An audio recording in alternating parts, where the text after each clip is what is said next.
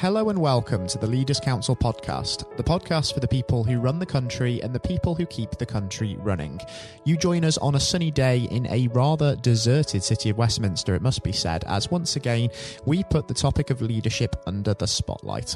I'm Scott Challoner and I'm joined on the air today by Janie Thompson. Janie is the director at Thornham Deli Limited in Thornham, Norfolk. Janie, welcome to the programme and it's great to have you on the air with us today. Hello. Good to be here. It's an absolute pleasure having you. Now, Janie, the purpose of this podcast is to gather a variety of distinct perspectives on leadership. So what I'd like to understand first and foremost is what that word leader actually means to you. Well, I employ between 35 and 40 staff, and I am the leader in many respects. Leadership means to me setting an example, never asking someone to do something that I wouldn't ordinarily do myself. It just means to guide people through the everyday workings of the deli. I'm there for any interruptions in the deli, any advice that my managers need, and basically, just like I say, leading by example, setting an example, showing my worth, proving that I am absolutely able to be a leader, and hoping that I've got the respect of all my staff. So there's a great deal of humility there, a very kind of hands-on leadership style that you have. Definitely. Has that leadership been put to the test by the current situation? Because a lot of businesses, of course, during this time have suffered severe disruptions as a result of COVID-19.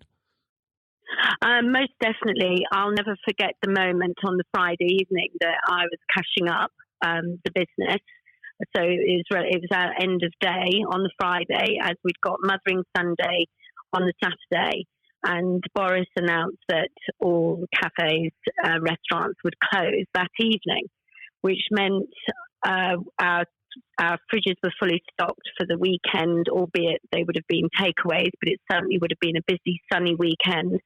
And I was just racked with anxiety. What am I going to do? I think I shed a tear. And that was my immediate response. But then as leader of this company, I had to get us through that and make a plan, make a modus operandi for how we were going to go forward. And it changed dramatically from the Friday night. We had a plan on Saturday. Sunday was when everybody went, and the world and his wife went out, and it became impossible to follow that plan. And so then we had to make another plan. And as it was changing in the government's mind, so we had to respond to those changes, and I was the one who had to implement the changes. It's difficult to essentially be proactive when there's so much uncertainty, isn't it? And government guidelines, circumstances are changing by the day, and businesses really had to be able to react during this time, hasn't it? And make quick, measured decisions based upon changing circumstances, and that as a leader is also quite challenging. Yeah, I think in different industries it relates differently, but I think for a food industry where your stock is, has a very short life, even, I think pubs and things are selling or giving away their beer. We had to make a plan. We decided we were going to stay open. We're in a remote village along the North Norfolk coast. We've got a lot of elderly locals, so we made a plan that we would stay open short hours in the morning, get more essentials in, our stock changed. It was that sort of thing, and I had a few people, some of my managers that were working with me, and we were daily, making a different plan. We'd go home in the evening, we'd respond to the 5 o'clock bulletin and say, right, this is what we'll do tomorrow. But it all was, as leader, it all had to come through me, which was quite onerous. It was, it was a big deal, and you had to be seen to be keeping your head. And everybody around me, I've got 2 or 3 key people, and they've suffered anxiety and stress because their future is unknown.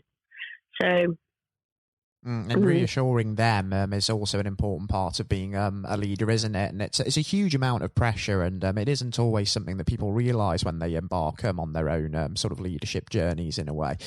You say, of course, that a lot of people look to you as the leader for certain answers, but we're very self-aware at this point in time, aren't we? There's a lot of reflection, and we do know that we don't have all of the answers. As human beings, we are ultimately fallible. We do have limitations. So when people are looking to you to provide the answers and you don't necessarily have them, it can really sort of feel like it's a bit of a lonely place, can't it? And you've experienced that yourself.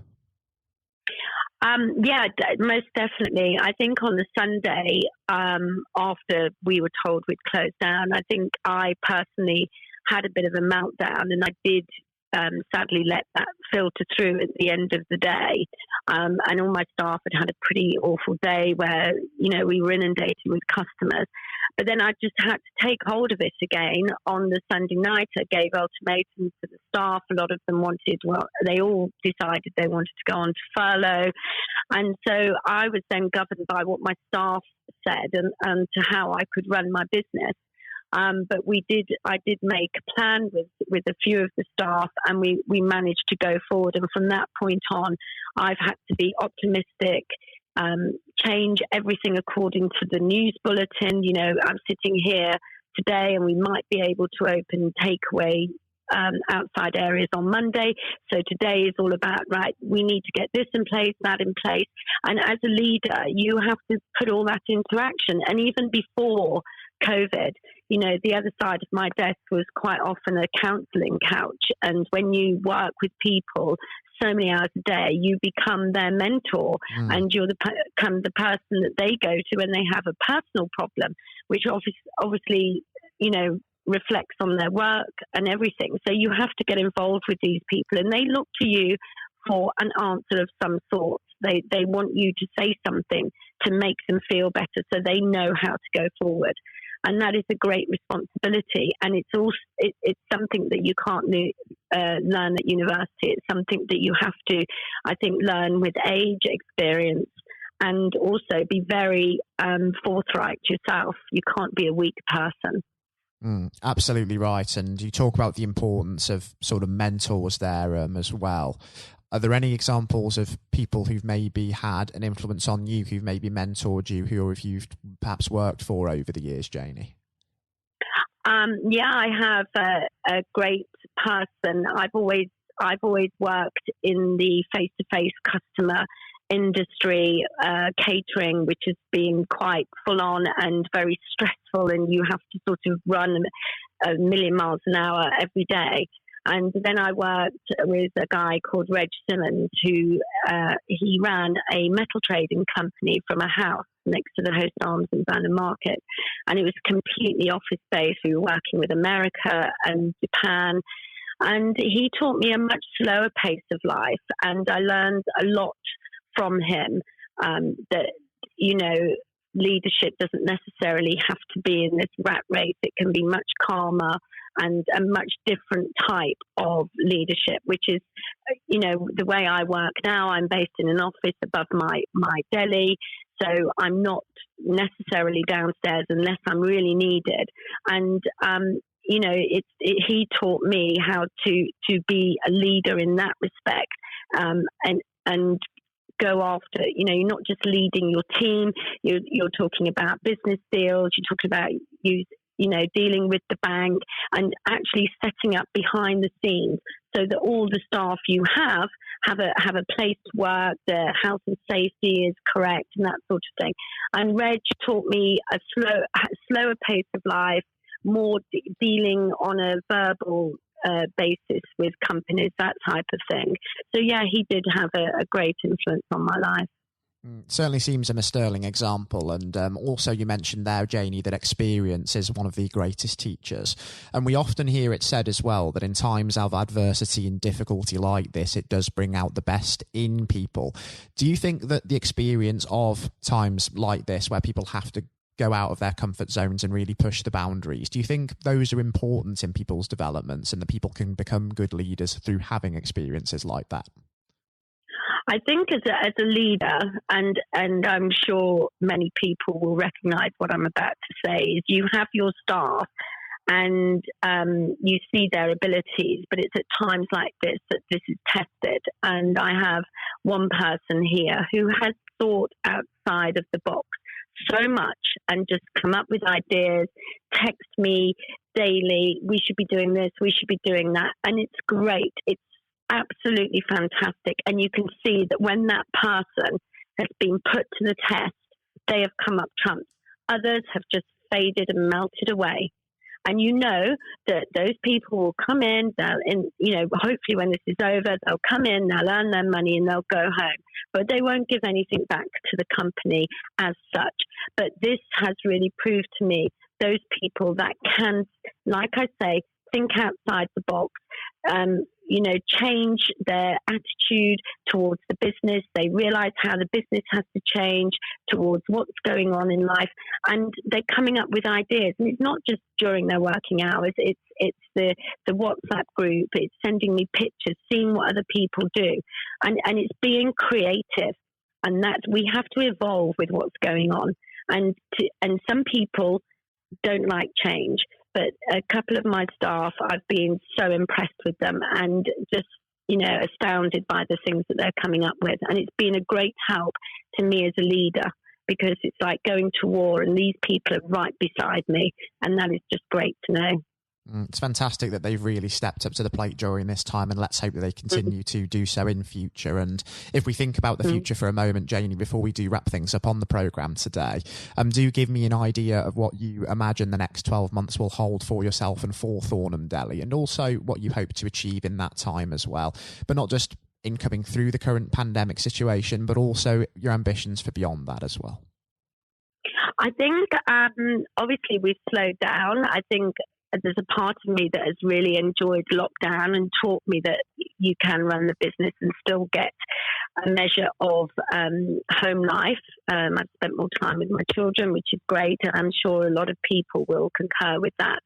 As regards to the future of Thornham Deli, I think it's given us, we've always been so busy, but it's given us time to stop and look at some of our systems, which we are now honing, and things that we haven't had time to do before. So I think going forward, we're going to be running much more efficiently. I think after COVID, I don't think COVID's going away. I think after lockdown, I can say, I think we'll gradually progress back into what we had before. But I think people are going to be much more conscious of space awareness, cleanliness, that type of thing. And we have to respond to that. So the future for us is getting all that in place before the end of lockdown. I think that hopefully by next summer, we will be somewhere back to where we were with regards to people visiting us. I know there's a certain amount that will never come back. They'll never eat in restaurants again, which is really, really sad. But, the future for us is just being more efficient. We're much more on top of things than we were before because we were just too busy. And it's given us time to take a breath, to review everything. So going forward, we've made different plans and we have just had to adapt and evolve with the whole COVID situation, which isn't going to go away anytime soon. Absolutely. It is going to be here in the long run. And eventually, as we do start to emerge from the pandemic and start to see things change, it might be really beneficial for the listeners, I think at least, Janie, to perhaps catch up and have you back on the programme and just see as to how the business is doing and how things have maybe altered. But for now, we are just out of time on today's programme, but it has been a real insightful and also really enjoyable experience having you on the air with us. And thank you ever so much for taking the time to come on and speak with me today. Well, thank you so much. It's been a real privilege. Thank you for asking me. It's been an absolute pleasure having you on, Janie. Thank you so much. Thank you. Take care. Stay safe. Take care, Janie, and do stay safe. And if the listeners, of course, tuning into this are, of course, paying attention, do stay home and do stay safe. It really does make a difference in saving lives. I was speaking then to Janie Thompson, director at Thornham Deli in Thornham, Norfolk. Coming up next on the programme today, I'll be handing over to Jonathan White for his exclusive interview with former England cricket captain Sir Andrew Strauss. Sir Andrew is currently the director of cricket for the England and Wales Cricket Board, and as a player, he was one of only 3 England captains to have secured the Ashes, both at home and away in Australia. He is also the England captain with the second highest amount of Test victories in history. I hope you enjoy listening just as much as Jonathan enjoyed speaking with Sir Andrew, and that's coming up next. Hello and welcome. I'm Jonathan White, and today we are joined by Sir Andrew Strauss, former captain of the England cricket team and former director of cricket at the ECB. Sir Andrew, thank you very much for joining us today. Real pleasure to be here. Thank you. The pleasure is all of ours. You know, Andrew, you've had a distinguished career, as I said, both on and off the pitch in English cricket, recognised not least with your knighthood for services to sport just last year. So congratulations on that. Yeah, thank you. Now, there have been ups and downs in the career, like any career, including public and private disagreements with certain individuals. And on that front, I think what everybody wants to know, have you finally forgiven Marcus Trescothick for giving you that stupid Lord Brocket nickname? Well, my recollection was that it wasn't Marcus Trescothick who gave me that nickname. It was actually Mark Butcher. He's to blame. You know, I think there were a lot of people. It was the senior England teams at that time who wanted to sort of put me in my place and make sure that I didn't get above my station. So thankfully it didn't particularly stick other than within those group of players. And you really did try and get on their nerves by getting above your station because, of course, in your first outing, you went on to score 112. Now, am I right in saying this, perhaps, that you only got there because Michael Vaughan did himself an injury? Well, that was the reason I got on the pitch in the first place. Yeah, absolutely. I mean, you know, it's often sort of misunderstood or misjudged the role that luck plays in an international cricket or sporting career, full stop. And, you know, I was waiting patiently in the wings for an opportunity, and it didn't really seem like an opportunity was going to come along. And then, you know, I've only got injured in the nets, and there was my chance, and I had to kind of grab it with both hands if I could. And you certainly did. What was it like then to see your name being put up on the Lord's Honour Board after your first appearance? Yeah, look, I'd just been transported to a completely different world almost. I was a Middlesex player, I was captain of Middlesex, all my focus was on helping Middlesex sort of win the championship and whatever. And then a week later, I've scored a test century, which is something I'd always dreamed out, you know, literally all my life.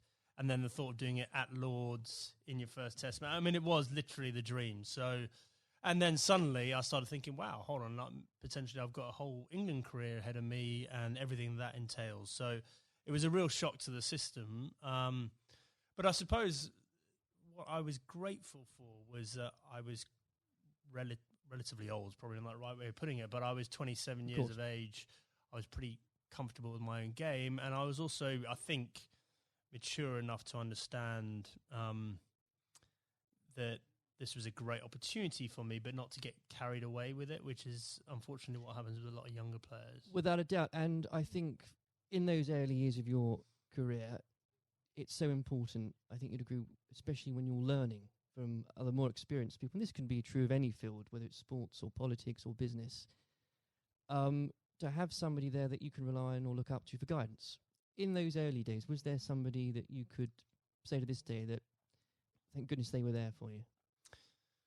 Well, I think in preparing me for international cricket, Justin Langer was a massive source of advice for me. So he was captain of Middlesex a couple of years beforehand and really helped me understand what I needed to do to get there. But then I think on the day-to-day basis, my wife Ruth played a huge role, you know, just in terms of, because I think there is that real danger that you get carried away with it and you think international sport in that goldfish bowl that, you know, you're more important than you were previously, or that whole world is the real world. And obviously all we know is that the real world, nothing's changed other than other people's perception of you. And you need that grounding. And again, that can be true of so many different areas of life. I think so, yeah.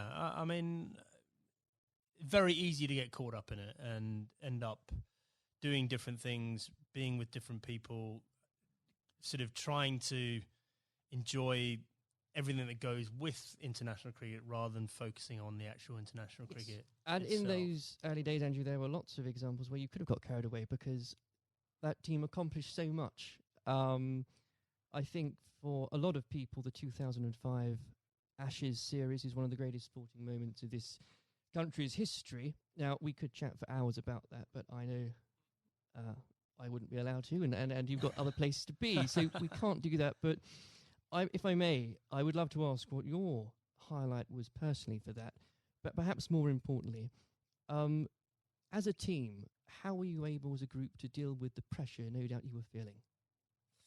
Yeah, well, the pressure is like nothing else that I experienced before or after, because, I think it's easy to forget how much of a holy grail the Ashes was back then. We hadn't won it for so long, and it seemed like we'd come up against these invincible Australian teams year after year. So, the closer we got to it, the harder it became. I remember Ashley Giles walking into the dressing room for I think it was in the final day of the series, and I looked at him and he looked absolutely terrible, like just white of a sheet, grey. He looked like aged about 5 years. I went, God, Charlie, you're not looking too good. And he went, yeah, it's not surprising. I haven't slept for 8 weeks. And I went, well, join the club. And I think we'd all been sort of living this behind our own closed doors. And it's just an extraordinary thing. And without doubt, the highlight was, number one, drawing that game at the Oval to make sure we won the Ashes, but also the day after, that open-top bus parade around London, and to understand that we'd broken out of the cricket bubble, that they're just general sports fans or just people that were interested in seeing England win at something were all engaged and completely besotted by the whole thing. I think that's such a key point now, because there were so many people back in 2005 that may have not even given cricket a second glance, and it put a whole new generation, especially of children, school kids, into loving that sport. And so beyond the actual competition itself, what a fantastic thing to be able to say was accomplished for absolutely. Everything you say there is absolutely right. Like we just sort of opened the doors of cricket to a whole new generation. But probably more importantly, it was the one and only time in my life that I got papped outside a nightclub that night when we were celebrating. I felt like I'd really arrived as a celebrity. Yes. It only happened for that one night, unfortunately. But I did ask for a highlight, and if you didn't perhaps give a specific one on the pitch, so I would suggest perhaps that catch at Trent Bridge. No. I mean, the catch at Trent Bridge was, you see a ball, you stick out your hand and it goes in. I think my personal highlight was I scored 100 in that fifth Test match under real pressure, and that was one that, that wasn't a moment, that was a number of hours, and I had to dig pretty deep to do that. Now, obviously, not that long later, and you were lucky enough and the privilege, I'm sure, no doubt, to serve as captain. And whether you like it or not, you become the focal point of criticism. You were looked on, up to, and relied upon to be strong, especially when the going gets tough. You become a leader in many senses of the word. During your time as captain, what qualities does one require to fulfill that role? Well, a fair amount of resilience for starters. You're absolutely right. I remember when I got the role, it did feel like the biggest sort of poison chalice of all time, and that sort of a litany of England captains had sort of been churned up by the job prior to me taking over. So there was that sort of realization this is going to be a tough thing to do, and you're going to have to dig pretty deep. But I think actually the most important thing was sort of just pushing all that noise to one side and just clarifying, okay, if I'm going to do this job, what is it that we really want to achieve out of this? And so suddenly that becomes a bit more exciting and a bit more enticing, the idea of, well, we can do something that's never been done before here, and I've got the opportunity to play my part in that. So, I think that was a big part of it for me. I think a lot of those qualities around leadership, I don't think you have them until you're in that situation. Absolutely. It's very hard to prepare yourself properly for those sort of situations.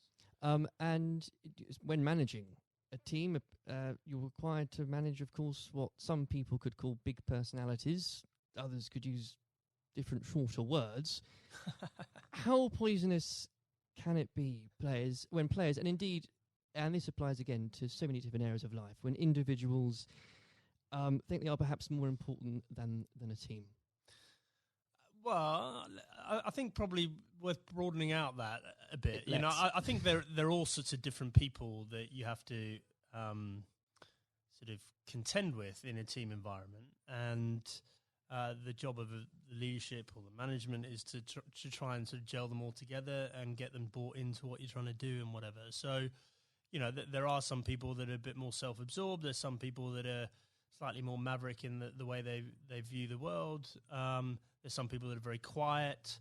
There's some people that are, perhaps very worried about what might go wrong. And so you've got to try and understand all these people individually and try and get the best out of them. But there was definitely a line there for me in terms of embracing difference up to the point where someone following their agenda was going in a completely different path from the team's agenda. And, if and when that happens, that should be a problem for a leadership. And if it isn't a problem, then you're not doing your job properly. Absolutely. And with all that in mind, actually, and perhaps this is a bit of a mean question, but what advice would you give to others in a similar position, leading a team, being looked up to? What would be the key advice you'd give to them and that you couldn't really do without it? Just generally about leading a team? I think so, yes. Okay, number one thing about leadership, I'm absolutely certain about this, is that the people you're leading need to know that you care about them. And if they genuinely believe you've got their best interests at heart, they will forgive all sorts of other inadequacies you might have, and I definitely had many, because they'll know your heart's in the right place, and they'll feel comforted. There'll be a degree of sort of psychological safety or whatever you might term to make sure that the team comes together when the going gets tough. If they genuinely don't believe you care about them and you're in it for yourself, doesn't matter how charismatic you might be. It doesn't matter, how gregarious and how impressive you might be as a person. They will be wary of you, and they will start looking after their own interests very quickly. Now, in 2015, obviously, you were appointed as Director of Cricket at the ECB. You took some pretty major steps early on. You brought in Trevor Bayliss as coach, was brought in.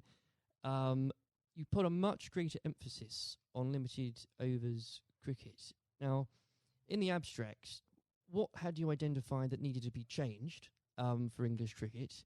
And were there qualities that you had developed, you'd found out you had as England captain, that you were able to bring over the job?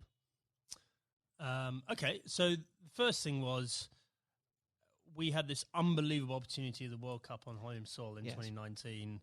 I was sick and tired of watching us make the same mistakes in World Cups, and this includes my time as captain. We just kept on sleepwalking our way into it and pretending everything would be all right on the night, and it never was. And so I definitely made it our priority to win that 2019 World Cup. I thought that was more important than anything else that was going to be taking place in my tenure. And I knew in order to do that, we had to completely shift our perception of white ball cricket. Quite a radical shift from what we were coming from. Yeah, but the rest of the game had moved on. And the rest of the game had understood that white ball cricket was playing an increasingly important role in both financially, but also in terms of players' focus and interest. Yes. And we had to move. In fact, we didn't have to move at times. We need to get ahead of the time. So, we had to completely shift both our philosophy, but also the way we played in order to do that. And I was very lucky having both Trevor Bayliss and Owen Morgan, who were prepared to sort of role model that and lead that through. And the second part of your question around what had the England captaincy sort of done to prepare me for the role, I think I was comfortable leading. I knew the environment. I knew what I was getting myself into.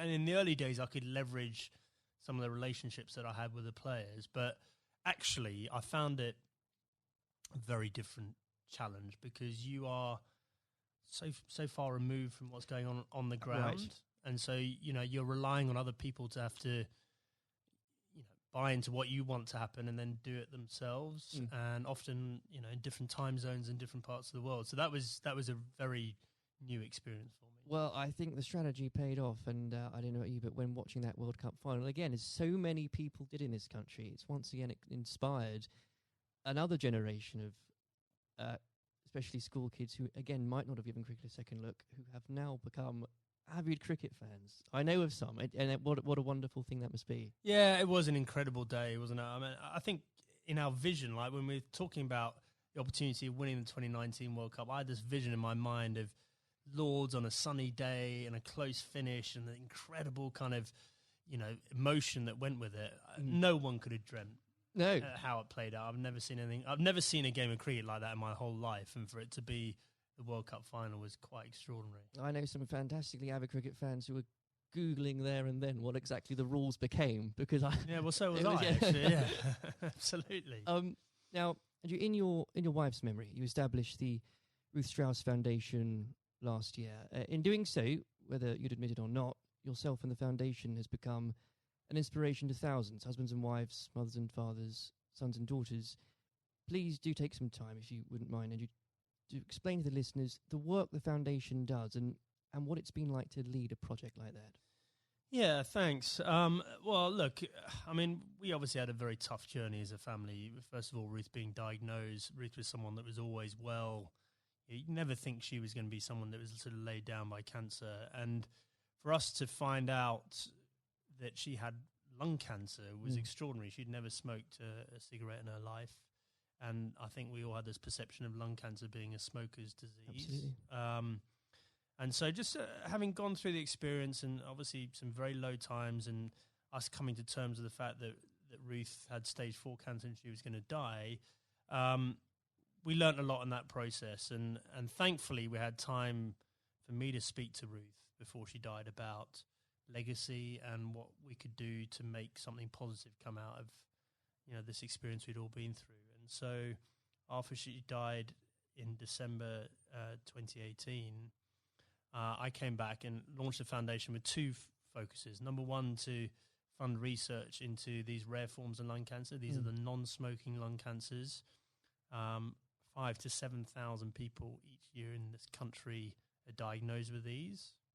No one knows why they're getting them, but they're on the increase, and it's young women that are affected more than men. Extraordinary numbers. Yeah, I mean, in the list of top 10 cancers, it's number 8. Rare forms of lung cancer, number 8. So it's not really rare. It's probably a misnomer, but it's, we're really lacking in funding and understanding.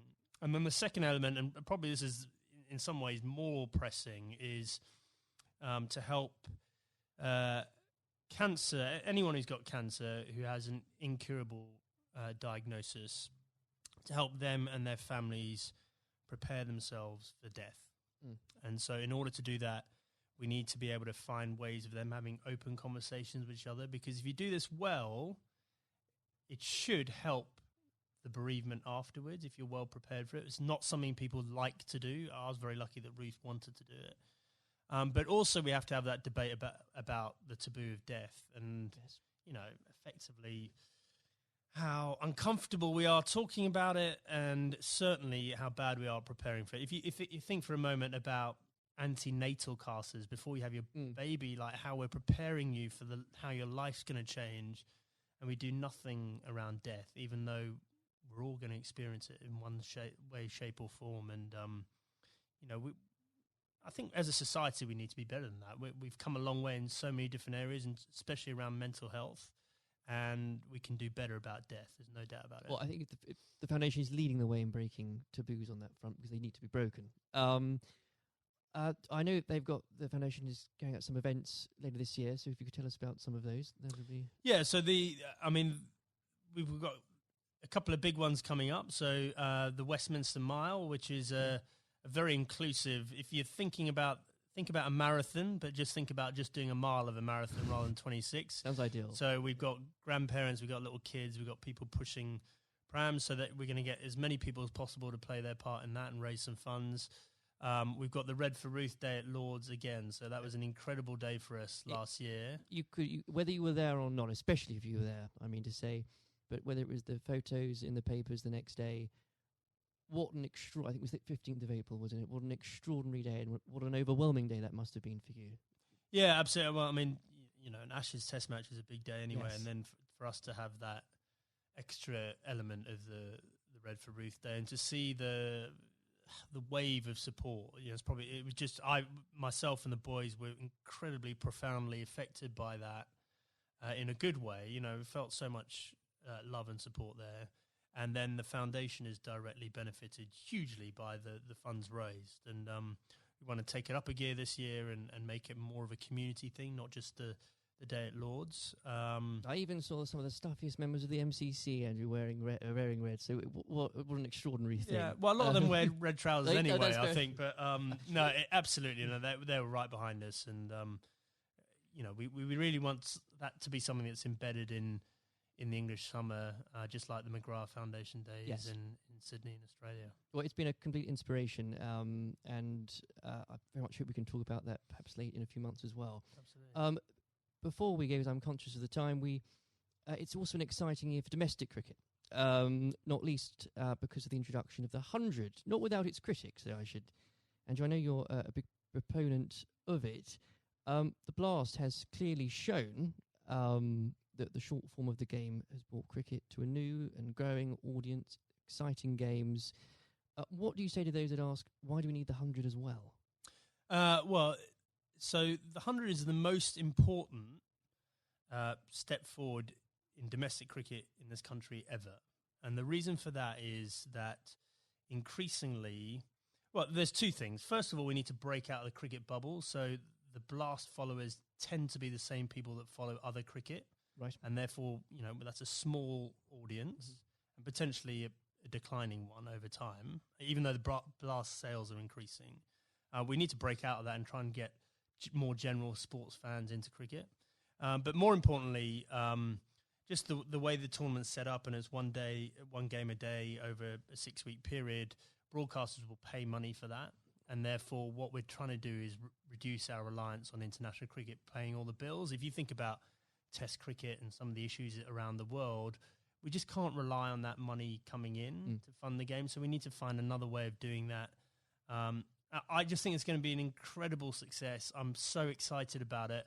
I know there are people that are worried about it, but in 2 or 3 years' time, we're going to have our own short form tournament that will rival the Big Bash, and we'll be moving towards the IPL. And those are two enormous events out there, and we can have our own version of that ourselves. I can feel your enthusiasm for it. As an Essex fan, I'm still stumped as to, I think I'm going to have to choose between either supporting a team based at the Oval or a team based at Lord's. I'll get over that, but I'll have to do it. Well, surely it's got to be the Lord's one, right? Of course. Yeah. Sanjay, it's been an absolute pleasure discussing that and everything else with you today. Thank you very much. Cheers. This has been the Leaders Council podcast. Thank you for celebrating excellence in leadership with us. I've been your host, Scott Challoner. Until next time, goodbye. Thank you for listening to our podcast. The views expressed within the podcast do not reflect the views of the Leaders Council of Great Britain and Northern Ireland, its parent company or subsidiaries, members of staff, or other guests of any other person therein associated.